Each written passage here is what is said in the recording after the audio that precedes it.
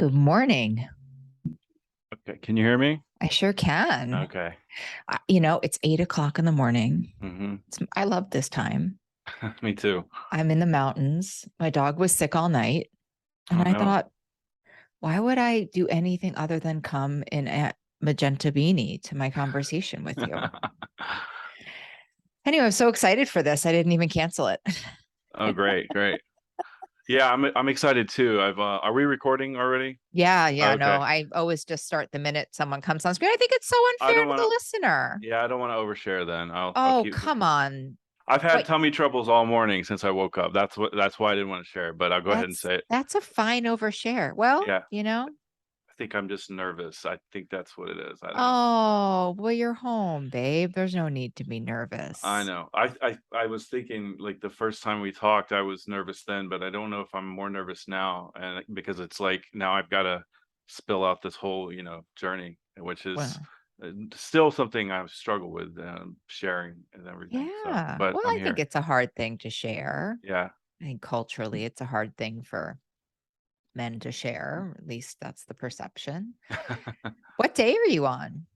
I'm on day 68. So, Wow. yeah, I think. Yeah, 68. My birthday was this weekend, so I've been busy since Friday celebrating. So, Happy birthday. That's thank right. you. Well, that was the whole Yeah. breaking up with sugar concept, Before I right? turned 40, yeah, and now Before I'm you here. turned 40. So, Yeah. highlights, lowlights. Tell me everything.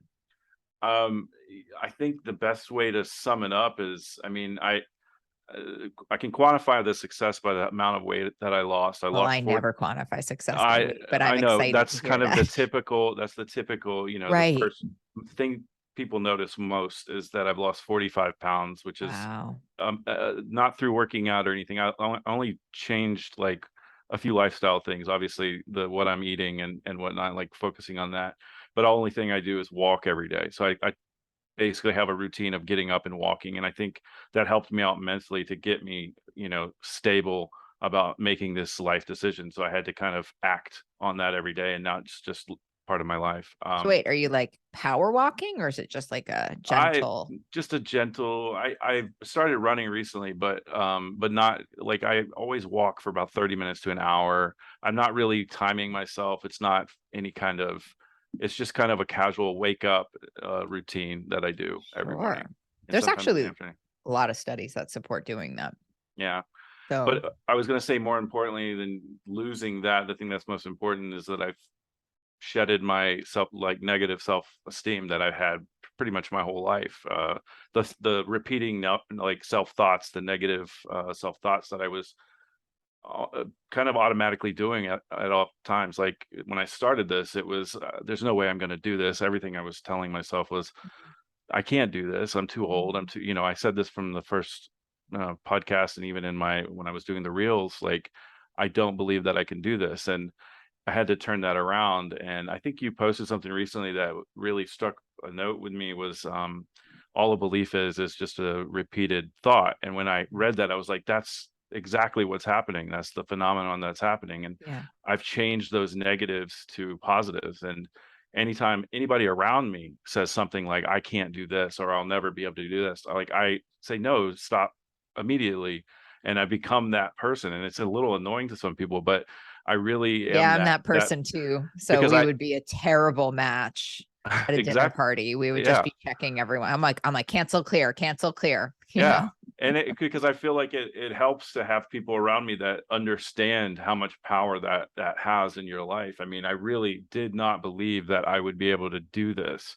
And I would say over the last 6 years, I've tried losing weight by working out aggressively, which Yeah. is typically what most like men do, is like getting in the gym and then injuring myself over and over and over to the point where I said, well, I can't lose weight because I can't, I was telling my best friend before I started this, like, there's no way I'm going to do this because every time I commit to something, I hurt myself. But Oof. the key And by was, the way, what a that's such a contract with everything that comes out of our mouth is a contract we sign, right? sure, So it's sure. like to be starting this huge venture to say, yeah, like there's no way it's going to work because I always get injured. There's no way it's going to work. But it's like Hmm. once we can see that that's a repeated thought and thoughts can be changed is pretty amazing. Yeah. Can I ask a question though? Because I think I don't want to simplify what you're saying. Mhm. Maybe it's really simple. Maybe it is. But how can you unpack it a little bit for us? Because what I'm hearing you say is like, yeah, like I just started thinking differently. But was there more to it? Was there Yeah, I mean, that's I hate to simplify it. It really is. It wasn't easy. If that's, it was very hard. Because it really the first 2 weeks. I think what helped was also talking to you on this podcast, knowing that it started as me. Okay, I'm going to put this out there, and I've done this before. I have a YouTube channel where I've made series of follow my weight loss journey, wow? and it may reach 300 people. It's a small reach, so it's never been It's this not a pressure. small reach, by the way. Well, but what I mean is like it's not like millions of people, so all eyes aren't on me, and so I think when I kind of started really putting it out there, and telling people I have a problem because I have a job where I get like they watch my social media, they know I work for the news, and so everything I put out there, is on all eyes are on me in some sense, like my professional life. And so even though I'm not a front facing person on camera, like I'm still part of this machine that There's visibility. There's yeah, yeah. visibility too. And Yeah, so for I sure. have that as well, but I think it wasn't simple by any means. It was literally over and over repeating like I, I have to change, I have to change, I have to do this. Mhm. And eventually I hate to say this, but I would say 30 or 40 days in, it felt Mhm. very easy Well, comparatively. that's a long time. You're Yeah, never gonna read a book that says 40 days right? Like they're more like 7 days, 10 days. I mean, 30 days is a stretch. I say yeah. 66 because that's what research says. But so I think that's a really interesting point. And where did it occur to you that you had to shift your mindset? Like, where did it come to pass that you were like, okay, I'm going to give up sugar and flour, which I want to get to and how you do that and what works for you, but I think, well, break that with rather. after reading your book, definitely. I've kind of, and I said in the last podcast, like I've always had an awareness and an education on food and knowing these things are bad, and knowing my diet since I was a child. Like I've had that education, but the belief wasn't there, Mm, and so I would say before I started, I knew I had to change, but I also had this like opposite like viewpoint about whether or not I could change, I guess, if that mhm. makes sense. So Yeah, it was no, I almost mean like that, two by the way, competing. that's why nobody tries, Yeah, right? Because they have this repeated belief, unfortunately supported by tons of research, yeah, years and years and years. But you're saying like, and I think yours is really interesting in this visibility. Like you've been on YouTube talking about it, you've really been front yeah, facing about it. I think it's actually amazing that you decided to try again, yeah. which This by is the way is actually what I this is always say, which is like you literally never know which attempt is going to work yeah, ever. yeah. I always had this. I think after putting it out there for so long and having these lacking any results, and I Mhm. hate to say weight was the reason, but it also, I mean, it's also really about mental health and my overall physical health because I was having issues like high blood pressure, Yeah. and I have diabetes in my family, and I'm basically was borderline all of this stuff, and getting to the age where for my father, diabetes became a problem when he turned 40, Wow. and so, he struggles with that to this day. And Well, you so also have kids, and I have to say, like, they watch everything we do, exactly. and I don't And know, there's nothing better than showing your kids exactly. And that you can seeing make a that permanent cycle. change in your life. Yeah, I mean, that's an ancestral cycle. I love that. Yeah. Yeah. And so there was a lot of that, and um trying to make sure that all these things, yeah, I'm kind of losing my way, but No, we're just at breakfast. We're just yeah. having a coffee conversation. You're not Exactly. losing your way. It doesn't have to be so linear. We're just chatting. Sure, sure. But yeah, it was I guess back to what you were saying, it literally is every single day. And it to this day, I'm not one thing I said when I got to 66 days was like, okay, well now I'm going to keep counting the days because I don't think that this is over. Yeah. It's not ever going to be over. And A I lot still of have people in my Facebook group count every single day. And I want to just just as your coach for a second, like, Sure. I do want you to, I treated a woman once and she would be like, I fell off the wagon. I fell off the wagon. I fell off the wagon. And I was Mhm. like, I think you need a bigger wagon because like this whole falling off is its own addiction. And so I do think if you are going to be like counting days forever, which is, I love it. It really Mhm. works for a lot of people in my Facebook group. A lot have hit 1,000 and even more. Sure.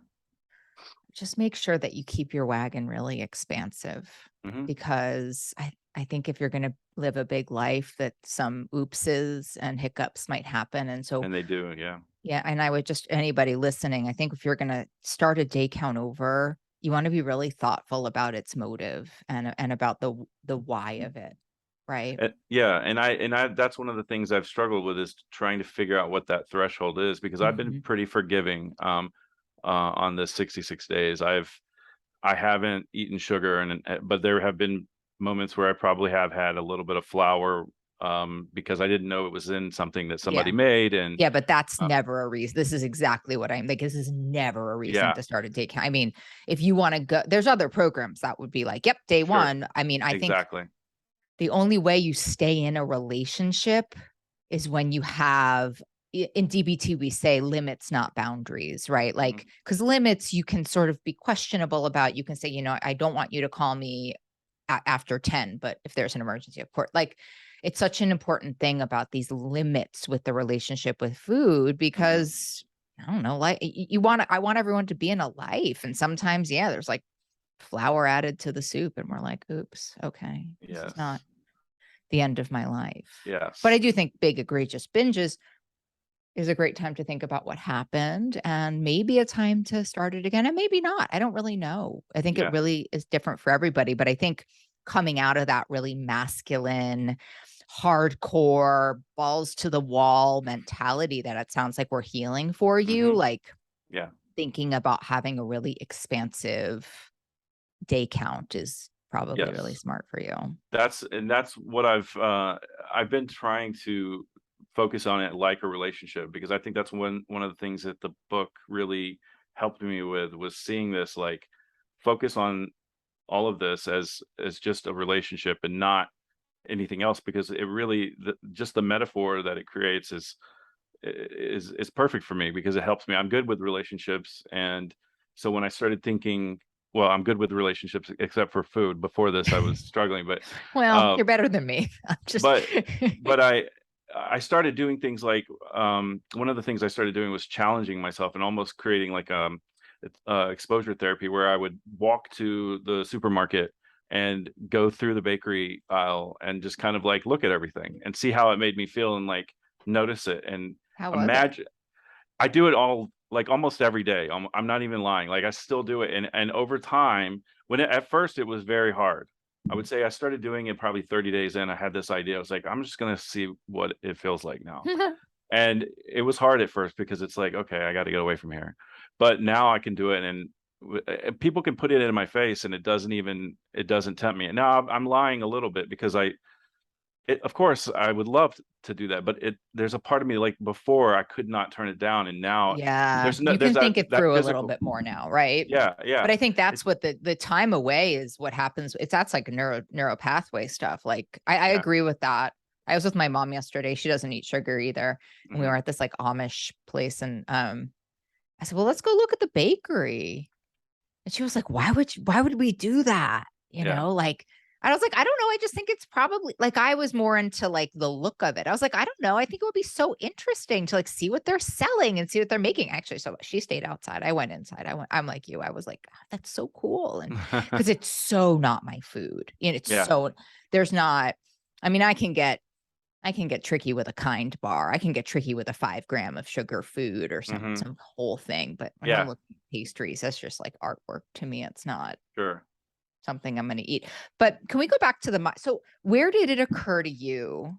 Oh, I want to say one more thing to sure, everyone listening, which is when you're stuck in a body that you're not supposed to be in, of course you're supposed to release weight. I'm not saying I just think that weight release is an outcome, not a measure. hmm And when we get in, and that's because that's when the addiction starts. And it's like, oh, it's not enough. I need to be losing more. You can't really control your biology, sure, but I'm so happy for you. I'm so excited that you're moving into this body that you know is best for you. I mean, I come from 325. That is not, my body is 155.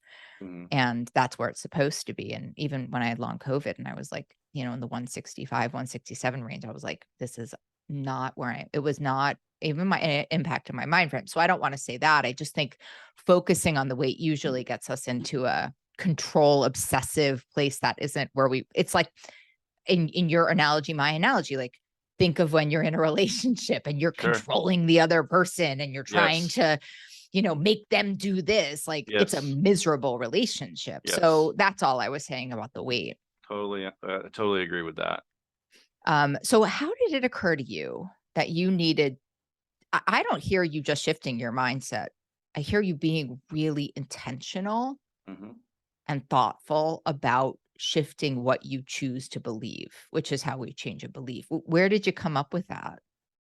Uh, it's a good question. It all kind of came within the first couple weeks of this journey. Like, it's hard to put into words. I can you ask the question again? I don't know if I'm understanding it completely. Well, I'm I sorry. think a lot of people go into it like, okay, I'm going to give up sugar and flour. Yeah, And even someone like you, like, okay, I'm going to give up sugar and flour. I'm going to make videos about it almost every day. I'm going to let sure. people know what's going on for me.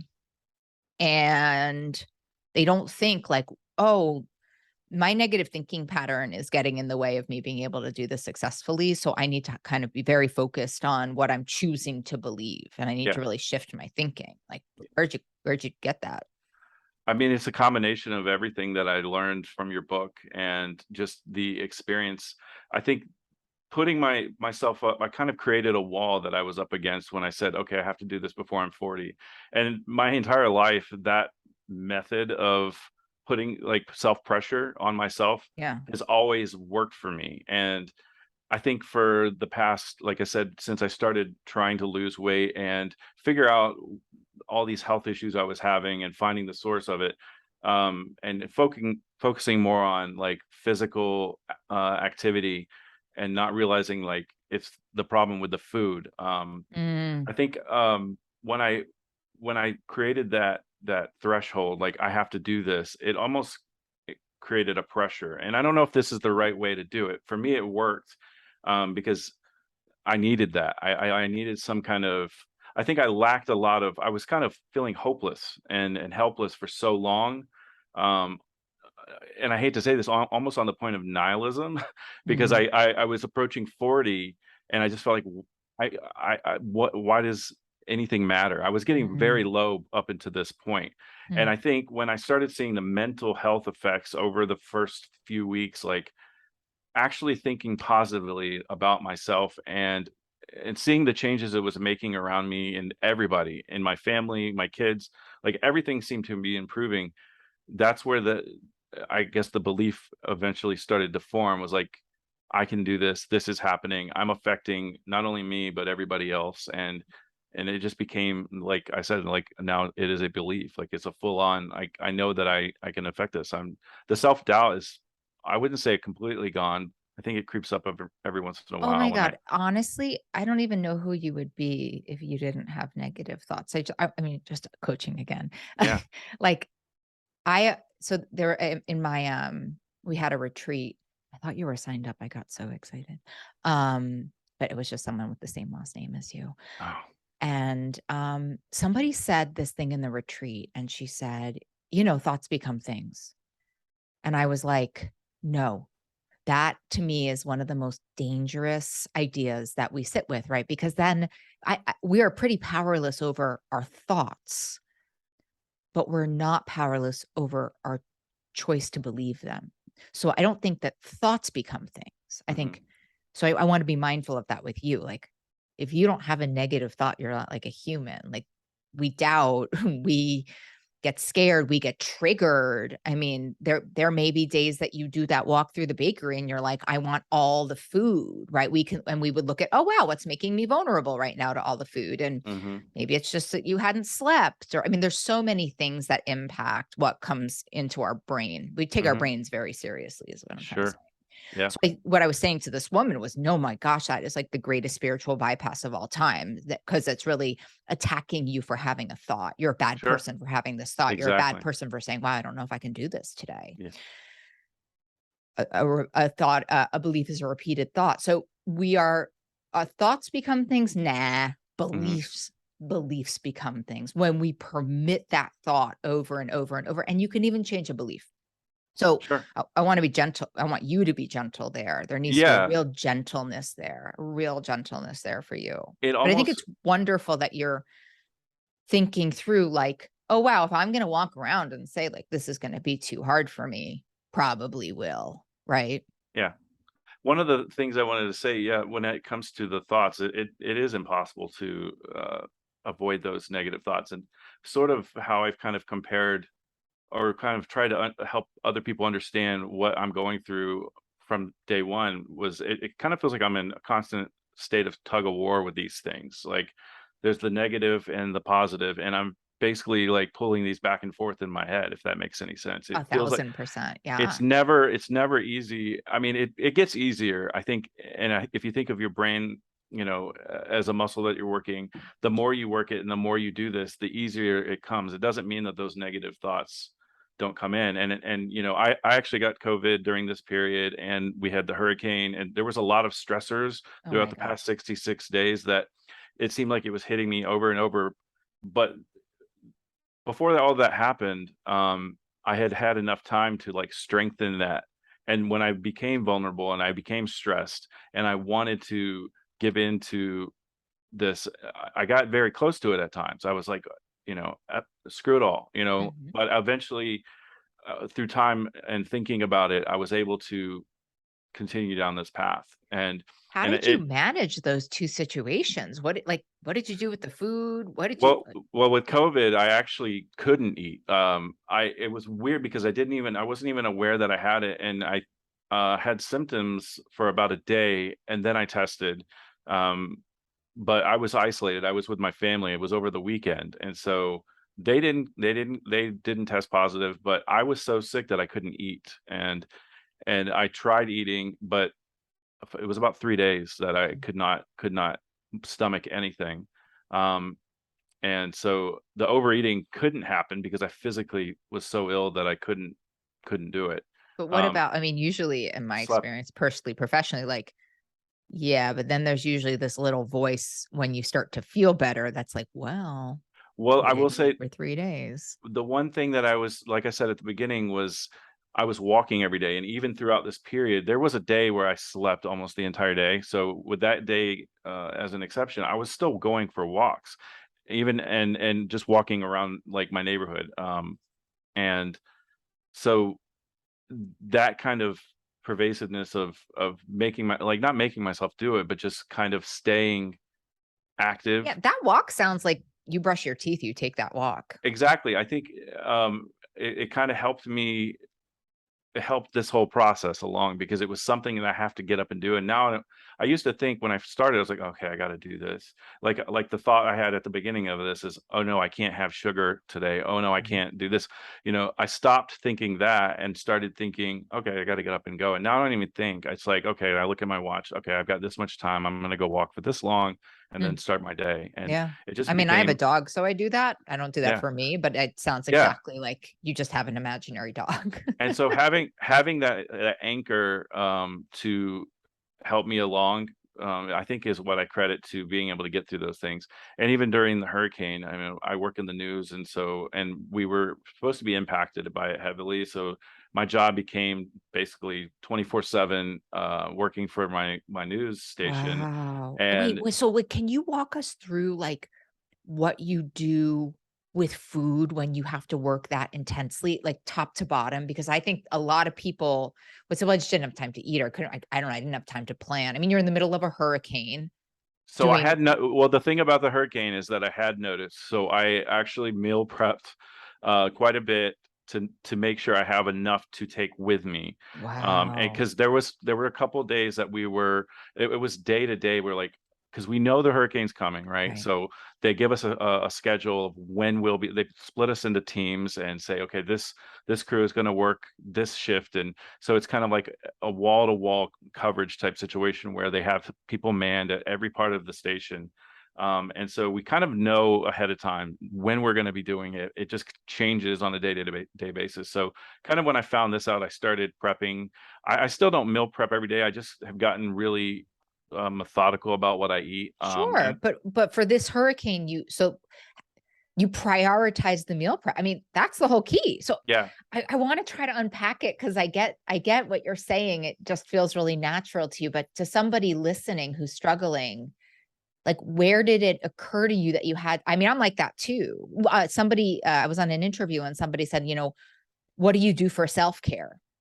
And I said, I meal prep and if there's a quarter cup of cottage cheese left, it's a priority for me to get more cottage cheese. Like I make sure that I always have what the food I need in my house. yeah, And he was like, and this is a guy who's been doing this for like thousands of years. And he was like, oh, wow, I never really thought of that. I said, it's actually the most loving thing I do is that yeah, I always make sure my food is here. yeah.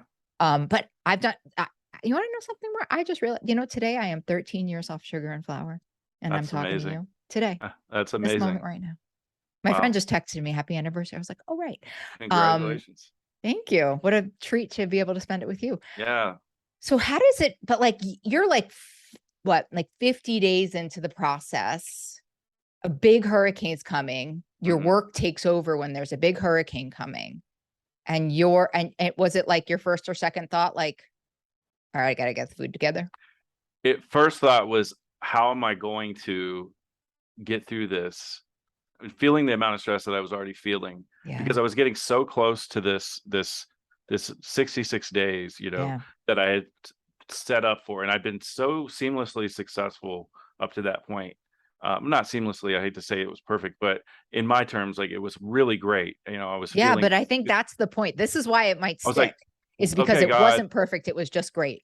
yeah, I was like, okay, God, go ahead and throw this at me now, right before I get to this, because this is all I'm thinking about is getting to this point, turning Right. 40, And the universe is and like of hurricane, course, exactly. 24/7 work. Go. So, I think this process, and I almost want to say that the effects of not having sugar in my bloodstream and it Yeah. helps me think better. It helps me deal with stress. I feel like things that have happened. I mean, there's things I can't even remember that I've kind of forgotten about. There were days where I would have that I even documented, but that I can process these things a lot better than I would have 3 months ago. Oh, I mean, If and three that's months ago I would have, research too. Yeah, your yeah, brain is clear. That's actually such a good point to everyone listening, is that it wasn't like easy peasy. You mhm. just have some time. It really is a patience game, this thing, isn't it? Yeah, the stress factor has been, like I said, one of the biggest benefits of this, and I think in that time I was probably, like you said, around 50 days in, and it didn't, even though it was stressful and I was feeling my body, feeling it Mhm. everywhere. I didn't have that instinct to go to the supermarket and buy a bag of cookies Right. like I normally would have. That would But have I been imagine your set is probably highly processed carbs and stuff when you guys are all on hurricane watch. yeah, it is very, very. But I found some things that I can eat. So they do have like vending machines and they Mhm. have like things that you can buy. And I found that I can turn to pork rinds, Yep. which are highly processed, but That's okay. uh, Listen, you're talking to I mean, I never so met a potato chip I didn't love. cheese, like Hmm. cheese sticks. They have things like that. If I don't have anything on me, Nah, everybody's or got to listen to this part. This is where you don't let the perfect be the enemy of the good. This is exactly, exactly right. This is yeah, exactly, everybody listen to this. He's like, okay, so in a bind, I'm a pork rind guy. I'm a hmm, cheese guy. yeah, yeah. Yep. I think Things that's that I exactly know, right. if you overdo these things and you eat it 100% of the time, it's not going to be great for you. And they have addictive qualities, I think, but it's Yeah, they really the do. lesser of the evil. Yeah, Absolutely. exactly. And so avoiding while like you said, perfection is really impossible. So I had to kind of, the first 3 weeks I was trying to be perfect and beating myself up when I did fall off the horse. Hmm. And I stopped doing that. And I think Mm. that's beneficial because I don't want to, I know I get into those situations where I need those things just because you have to get through the day. Yeah. And you may miss, I don't meal prep all the time. So, but fortunately in that scenario, I was prepared for it. So, I have to say, I think when you get into, if you really are scheduled and you do practice this thing all the time, I bet if somebody who was really struggling watched you, they would say you meal prep. I bet they would say I meal prep. I meal prep in my, I just know mhm. I'm prepped. I shop a lot now, whereas I used to shop every couple weeks. I shop every other day, and that's part of my routine of It's very walking. European of you. Well, I buy in small, like it gives me an excuse to go for a walk too. So I want to walk a certain amount of time every day, and going to the supermarket, it takes about 30 minutes Mm, to get there. So it's a 30-minute walk there, a 30-minute walk back, and I wow. bring a backpack with me that's, Wow. You if I are need really European about this whole thing, which it by the it way, it helps. It does yeah, help because it gets me active, but it also prevents me from throwing food away. I've saved a massive amount of money because I used to eat out a lot, right. being on the go by doing this. I mean, I haven't even really done the numbers on it, but I know I'm saving money, Oh yeah. hundreds of dollars, I would say, Even on probably. gas, it sounds like. Yeah, yeah, exactly. So because I would normally drive to the supermarket to go do my shopping, but now just the walking, there's so many benefits to it. And and I used to think that I didn't have time because I have kids and a Right. relationship, and my job is pretty unpredictable for the most part. And so I used to make that excuse like I don't have time, but now I've just carved it out, and I used to stay up till 2 or 3 o'clock in the morning, and Mm. now I go to bed at 9 o'clock every night, and I'm mad if Wow. I'm not asleep by 9, but I try to prepare Oh yeah. about around that time, and so Oh, lately I've been God, no struggling. wonder your brain's working so well. You've made so many changes that support like brain health in and of itself, right? You took all the Yeah, inflammatories out, you're sleeping better. But don't you find when you give up sugar, you can sleep so much better also? everything improves. It's been a massive improvement in every area of my life, and just I don't know. I have to thank you. I know we're in the middle of a conversation, but just reading your book was like the best thing for me, and it came at the right time. So, I mean, I think that's that old adage, right? When the student is ready, the teacher arrives. hmm I think, there's some self-congratulation in also that, our the primary function of shame is to protect us from rejection. And sure, for whatever reason, and I just want to say to everyone listening, like, you just never know which attempt is going to work. I say this across the board. Like, this could have been a total flop, hmm but it wasn't. And I think that's amazing. But I really do want to say, like, your follow through and your commitment to yourself and you taking this time. I mean, you prioritized yourself. This is what you did. hmm Does your family take offense to it at all? I think that's the big fear of people. Like, if they make this decision to really put themselves first, that their kids will get mad, their spouse will get mad, they won't be able to take care of people the way that they're used to. I mean, codependency runs rampant with food sure, addiction. sure. Did your family was like that? Why are you walking to the supermarket? We need to hang out with you enough. No, actually, so my wife actually at the beginning of this, she wasn't really on board with it at all. Not really against it. Yeah. But it was kind of like this is my thing. And now I would say I don't remember at what point, I would say but maybe a week or two in, she started doing all of this with me. Wow. And so where at the beginning she wasn't necessarily unsupportive, she just it was kind of okay, this is your thing, you do Well, it. I think also, listen, I think also our families, I say this a lot during holiday season. Like, I mean, it took like 7 years for my friends and my family to like be on board with what I was doing because I was like Mhm. I was like a chronic diet failure since the age of 8. So they're like, oh, Molly's doing. My two best friends talk about it all the time. They were like taking bets on me, like, how long do you Mhm. think this sugar thing will last? Yeah. And 13 years later, here we are. Yeah. But I think that I always give them a little bit of benefit of the doubt. Like, they're just like, all right, so he's going to give up sugar again. Sure. Like, good for him. Yeah, and my kids, they they're so young that as long as the thing is I haven't gotten I haven't made a zero tolerance rule for sugar in my house Good. because they're kids, and Read Sugar Proof. Anybody listening to this podcast who has questions about sugar, yeah, Sugar Proof is hands down the best book, I think, about how to raise your kids in yeah, a lower sugar I'll environment. have to check that out It's because such a good book. I I'm obsessed with it. as fearful as I am of them eating sugar and knowing what it did to me, the one thing I can say that I'm doing differently is I am educating them, and I'm Mhm. also acting on it as well. So I know that by talking to them, and I can't just pull it out of their Yeah, well, life. I mean, if you're I just gave gonna it to lecture them. them on it, it's like you're lecturing them, you're explaining it to them, and then you're doing it, and you're Yeah. probably would you say you find yourself to be more present?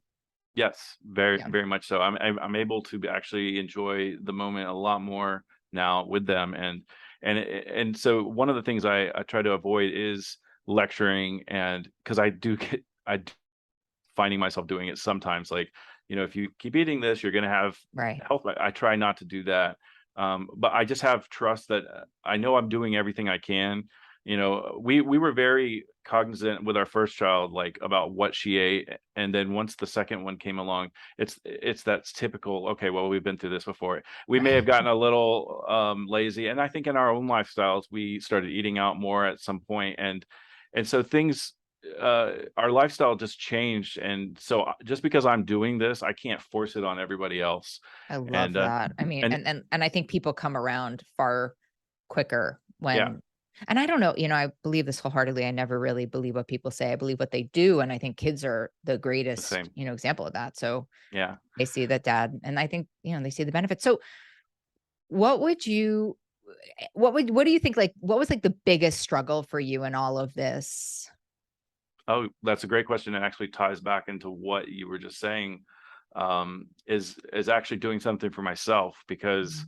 my whole I'm a humanitarian in the sense that I'm more focused on outward, like the things around me, the people around me, making sure that everybody's taken care of. Um, it's just the way I operate. I'm a producer by Mhm. nature, and so I'm not the person on the camera. I'm the person behind the scenes, and that's where I operate the best, and that's where I feel the best. But this is the first thing I've really done for myself, Wow. where and it was hard at first because it's not my nature to do It's this. Like unfamiliar to you. Yeah. Like, how do I everything, prioritize me? Yeah. putting myself out there, and like for example, coming on the podcast is so, I guess, nerve wracking. Even at the beginning of this, I told you I was having tummy troubles because I think I was so nervous about. Now I'm fine. An hour, Well, I mean, that's what however happened. so. I mean, we're like friends. Yeah, yeah. It's so that has been the difficult part, and I would say for anybody that can relate with me, you have to do this. It is difficult. Everything about it is difficult, but the payoff, and the way it will affect your self-esteem, because I think for me, focusing on everybody else has always been a way to feel good, but I've Yeah. always kind of neglected how I felt. Mm. And I'm approaching 40, and to live a life that way, I would say since I was maybe 12 years old, that's a long time to live that way. And I've People been in pleasing. Yeah. therapy and talked to therapists about it, and so there's been an awareness about it, but just finding a way to act on it, it really took myself. And when I was younger, I wanted to say also, um things that motivated me were also like coaches and teachers, and so I was struggling for the past 10 years to find that, and I could have gotten a life coach or a personal trainer or something like that, but I think the empowerment behind being able to do it on my own Yeah. is what's going to make this sustainable. And I'm not saying that it's not okay to get help. I think that's totally perfectly fine, but for me, being able to do it on my own is only going to amplify what I can do in the future, when I do get help or when I do need help. I think it's So, all and listen, I was an adolescent therapist for a long time, and parents would always scream at me that the kids weren't getting well, and I would be like, we're just planting seeds mhm, sometimes, and I think there's probably a lot of seeds planted, and some people mhm, do require coaching. I just need to say, if you're getting coaching, please love and admire this person and have them be kind to you and mhm. make sure they're well credentialed and make sure it's not just their personal experience. Please, please, please, please, please, please, please. Hey, I don't know, like, what do you have to say to close out the show? Like, what do you need us to know? What are we missing? Oh man, uh, Like, do you think you're gonna do this for till like 100 days? Do you think you'll go to 100 this days is and this is my life. this is This it? is Yeah, I think I can't really pinpoint when I made that decision. I think I started really thinking it towards the end, like, okay, I'm approaching 66 days. I guess, Right. my birthday's coming up. I guess, I can have a piece of cake, but I'm not. I don't want it. Yeah. I don't want it. And so I guess to close it out, it really is possible. I mean, I really genuinely did not believe that I could even make it 2 weeks or Mhm. even a week. I mean, the first day Yeah, I 3 thought I days you were, like, totally detoxing, but still committed. You were like, "I yeah, don't know." Right. and I don't really know how. I mean, I'm not the greatest at giving advice because, you know, uh, I just I keep things simple, and my own experience was just really pushing myself every day to change those thoughts, Mhm. and it is not easy. It is not easy. Like it's hard to if I was talking to somebody that was in my shoes 2 months ago, I would just I try to avoid cliches as much as possible, but it really is possible for anybody to do it to Yeah. achieve it. And I used to get so upset when I would hear people say that because I'd be like, well, you don't understand my It's harder for me. yeah I have this big news job. I work 24, right? I can't yeah guarantee when I can have, I mean, right. You had, I mean, a lot of, I love that. Yeah. mhm, I'm reminded of one of my very favorite quotes, from Danielle Laporte. And she says, love yourself enough to be consistent. And I mhm, actually think, to be honest, you're being really good to your word is, and I'm reminded of the data in Breaking Up with Sugar that says that the thing that changes people is self-determination. I mean, you really determine this on your own, but mhm, I think your self-love via consistency is really your key here. But just mhm. make sure you keep your wagon nice and abundant, Sure, okay? definitely. Check in with me. I want to hear I everything. will. Stay close. Mhm. Stay close. Thanks for being so honest and open with us. And You're thank amazing. you for inspiring me. So Hey, maybe we'll check in a year. Should def- we? I'm totally in. Okay. Yeah. Whether or not, I want to hear it no matter what. I'm putting a note on my calendar. Okay. Next summer, we're Will talking. will do. All right. Thanks, All right. Marshall. Thank you.